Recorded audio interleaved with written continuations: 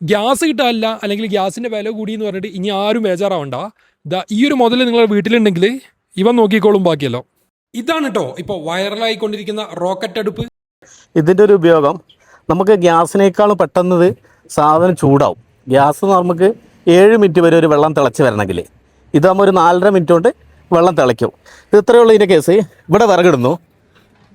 പിന്നെ ഇതിൽ നമ്മളൊരു ഫാന് വെക്കും. ഫാന് വെച്ചിട്ട് ഫാനാണ് ഇതിൻ്റെ മെയിൻ തീ കത്തിക്കുന്നതിൻ്റെ സംഭവം സ്ട്രോങ്ങിൽ.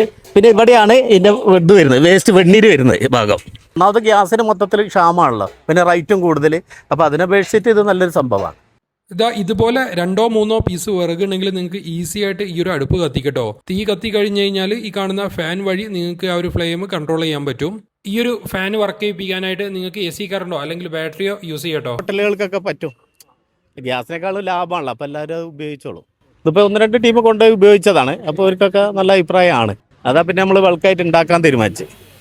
വീട്ടാവശ്യങ്ങൾക്കും അതുപോലെ കൊമേഴ്ഷ്യൽ പർപ്പസിനൊക്കെ ആയിട്ട് റോക്കറ്റ് അടുപ്പ് ഇവർ നിർമ്മിച്ചു കൊടുക്കുന്നുണ്ട്. അപ്പോൾ ഈ ഒരു സ്റ്റൗവിനെ കുറിച്ചുള്ള കൂടുതൽ ഡീറ്റെയിൽസിനും അതുപോലെ തന്നെ ഓർഡർ ചെയ്യാനൊക്കെ ആയിട്ട് നിങ്ങൾക്ക് സ്ക്രീനിൽ കാണുന്ന ഈ ഒരു നമ്പറിൽ കോൺടാക്ട് ചെയ്യാവുന്നതാണ് കേട്ടോ.